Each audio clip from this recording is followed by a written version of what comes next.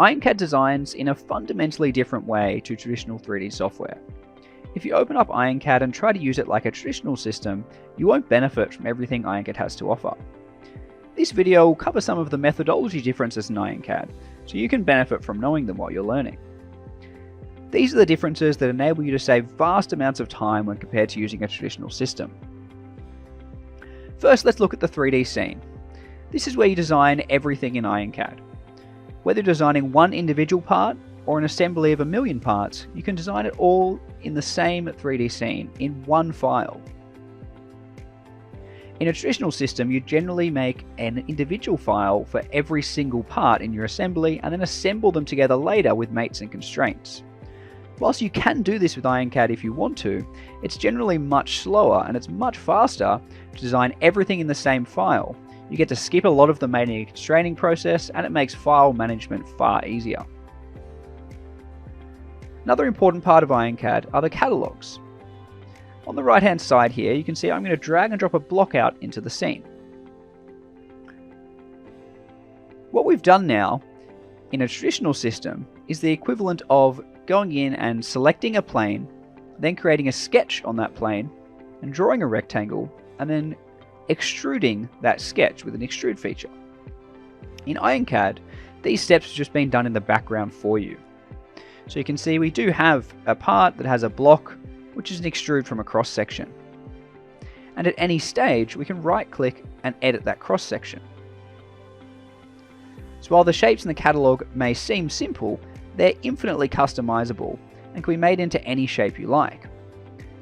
They're built to be a starting point to help you save time when compared to a traditional system where you'd have to just start with a sketch. In this case, I'll press Ctrl Z to undo and show you how the push-pull handles work. So almost all the shapes in the IronCAD catalogs have these push and pull handles available, and you can even create custom shapes and add push-pull handles to them yourself as well. This enables us to really quickly and easily resize things. For example, I'll type 100, and then this will automatically change to the other handle where I'll type 100 again, and then I'll type 10 on the top handle.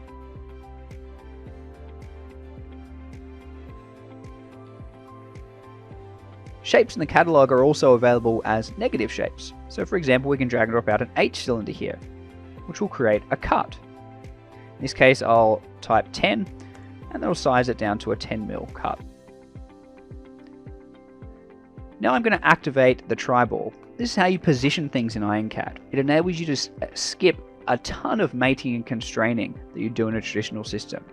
It's a patented tool that IronCAD's developed for decades. You can see here, I'm going to drag with the middle point with the tribal active, and note you can activate this with the Q key or the F10 key. I'm going to drag this and just snap to points like midpoints or endpoints, etc. I can then move along an axis, for example this axis, and we'll move by 20mm, and then move along this axis by 20mm as well. You can also press the spacebar and use the tribal as a reference object. So instead of creating a reference plane, which you practically never need to do in IronCAD, which is worth noting, because that's something you may do often in traditional systems, you can use the tribal as a reference plane. So now that the tribal is white, it can be moved around without moving the shape. In this case, I'm going to move it to the midpoint there. You can see you can snap to the midpoint like that, or you can hold down the Shift key and it'll automatically snap to the midpoint or the endpoint depending on where you are on the line. Now I'll press the spacebar to turn the tribal active, and I can then right click on this internal handle and just select Mirror Link. That's going to create a mirrored link of that hole to the other side here. Another way of doing a similar thing would be to rotate this around. So this isn't a cylinder, because it's a square, we can do it in the same way. I'll press the spacebar. Now I'm going to move the tribal to this midpoint, and then I'm going to lock down this axis. Now it can only move along that axis. No matter what we do, it's only going to move along that. And so now I'm going to drag it to this midpoint, but because it's locked to that axis, it's going to now be at the center of our square. Now I'll hit the spacebar again. I'm going to lock down this vertical axis, and I can right click and drag and rotate this. I'll let go and select link here, and I'll link two of those at 90 degrees each. All of these are linked, even though they were done in separate patterns, they're all linked. So we can change any of these at any time and the rest will automatically update. We can also, of course, unlink them at any stage if we want to.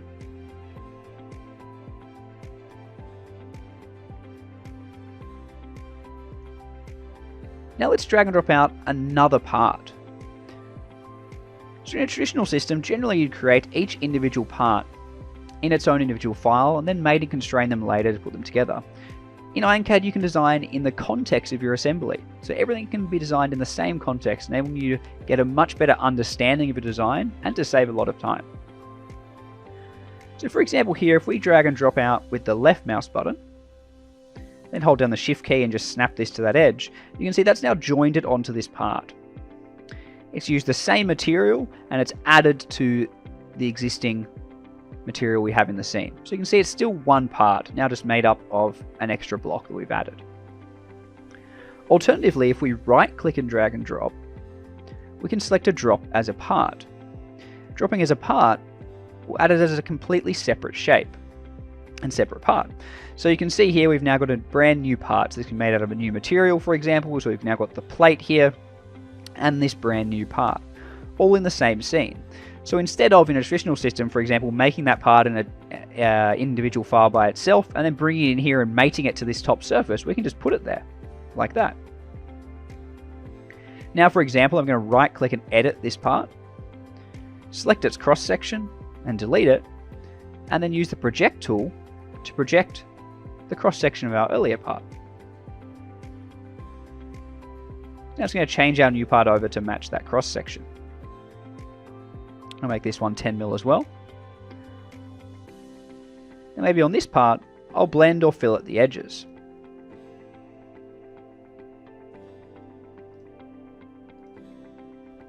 Press Ctrl Alt to select behind in that case. Like so.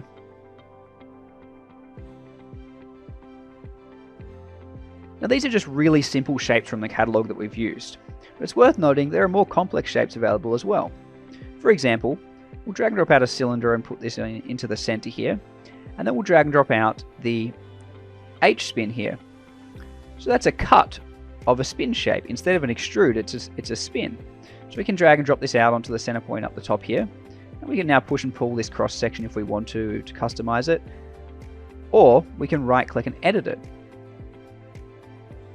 Again, the goal is skipping steps in traditional software so you can save time. So in this case, we're going to create a cut here, and we'll just click OK now to finish, and it'll convert that shape into what we've just drawn.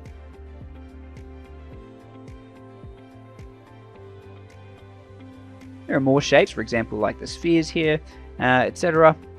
And there are many more shapes available in other catalogs we have.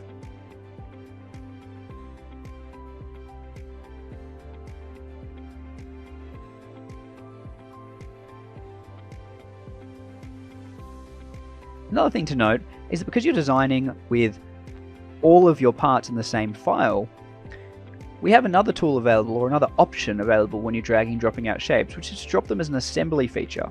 Extremely useful for cuts.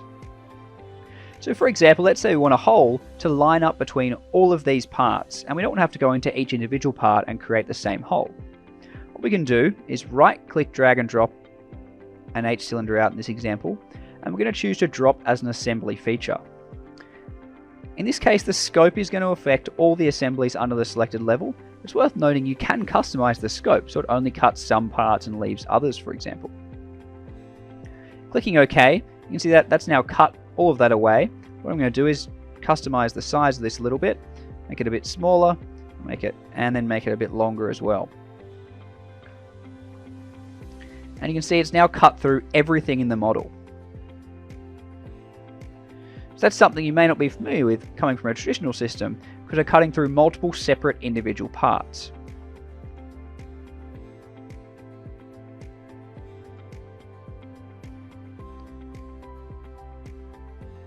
Another example here is assembling these parts.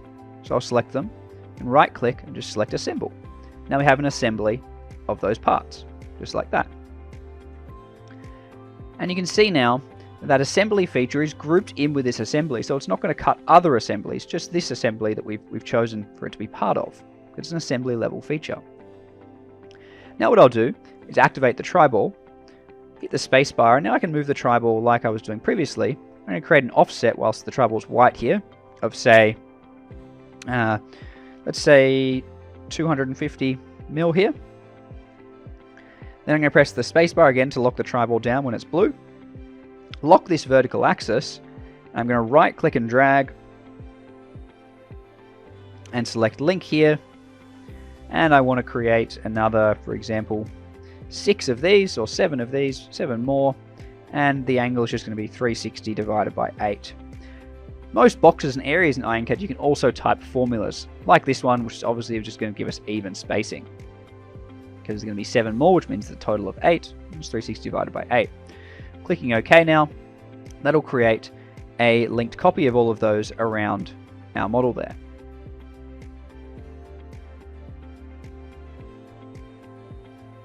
Now, as I mentioned earlier, we do have many other catalogs available. One I'll show really quickly is the sheet metal catalog. Opening up this sheet metal folder from the starter catalog here, so we're still in the starter catalog, we're going into the sheet metal folder. We can drag and drop out some stock into the scene. And now with sheet metal stock, you'll see that the push and pull handles are still available, and you can of course still right click and edit the cross section if you want to. But with sheet metal, there's no height handle, because the sheet metal stock thickness is defined elsewhere, and of course with the sheet metal part, you want the stock thickness to remain the same for that entire sheet metal part. It's all folded from the same thickness of material. So we can right click and go to part properties, and then go to select a new stock. I'm going to choose this 1.5mm aluminium. You can of course customize the stock list here and choose any size you'd like, or just type in the size you'd like as well. Now I'll size this sheet metal part to 200 by 150, for example. Then I'll drag and drop in an outbend here and size this. In this case, I'm going to size these approximately, but you can also right click and either edit the bend stock length or edit the distance from point. So for example, define the length from a different point like this base. Say, well, from the base, you want this to be exactly 50. I'll drag and drop out another outbend here. And outbends allow you to design using your outer dimensions. We do have in bends and normal bends available too. But you can see by designing with the outer dimensions, this is now out to there. It's also worth noting that at any stage, we can keep everything in the file, but just show what we're working on. So I'll just right click and do hide unselected. And we'll just show our sheet metal part, even though everything else will still be there. With this done, we're now going to create a box. So we'll go to the sheet metal tab here, click on add miter. I'll then select the bend shapes, like so, and then click the straight edges box, select this box here, and then click OK. That's going to create our miter. Even after creating that miter, we can of course still customize this. So for example, let's stretch it out to 250. Or we can go in and do other things. Let's, for example, go in and customize this bend and change its angle.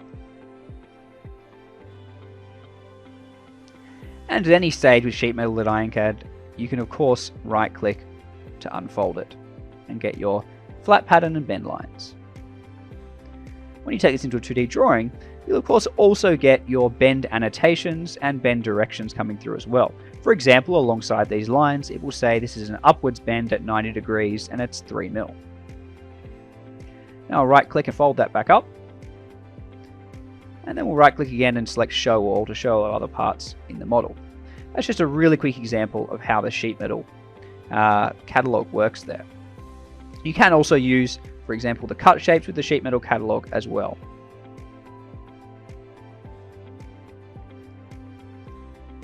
And at any stage, it'll then use that cut shape to create our unfolded part. So of course now if we unfold it, it'll have that cut in it as well.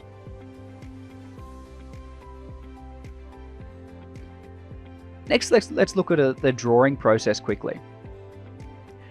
So one thing you may be wondering is that if we're designing everything in the same file, how can we create the drawings? Because it's going to create a picture of everything, theoretically. Well, in IronCAD, because IronCAD is a unified design environment, the drawings are set up to enable you to create drawings of individual parts or combinations of parts, all from the same one 3D file. So here I'll go into a drawing and select to create a view. Now you can see I can create a view of everything in my model, the whole scene or whole entire assembly. And so for example, maybe I'll create a top front right view of that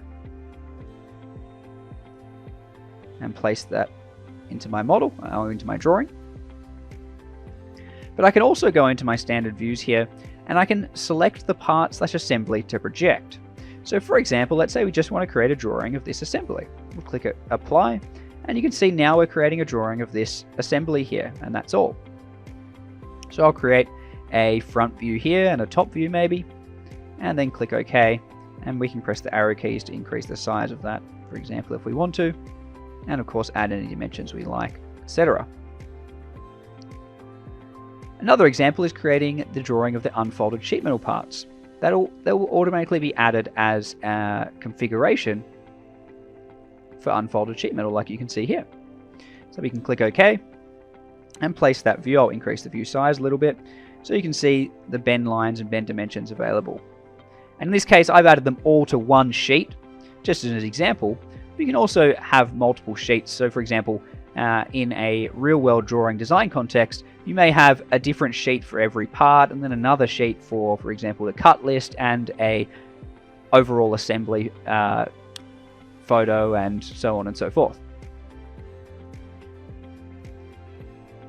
And worth noting, of course, that any changes whatsoever in 3D will be automatically reflected in 2D for you as well. So let's go in and change this sheet metal part. I'll put in a dimension there to show how long that currently is. And that's the length after these two cuts in. So it's a relatively unimportant length likely in this scenario, but the example is to show you that that will change in a moment. We'll delete this one and move this up here.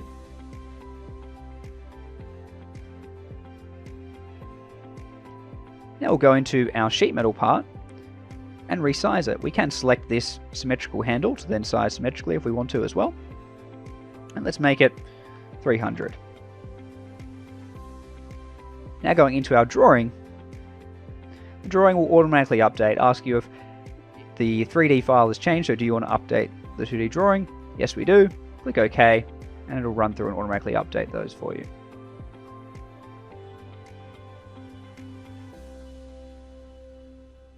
There are many things to learn in IronCAD, but the most important thing to remember when getting started is that IronCAD does things differently to traditional software, and it's worth getting a great understanding of that difference so you can benefit from it. We're always open to hear questions, and we do demonstration videos for people's specific products as well. So if you have any questions at all, don't be afraid to send us an email or give us a call and we can help out.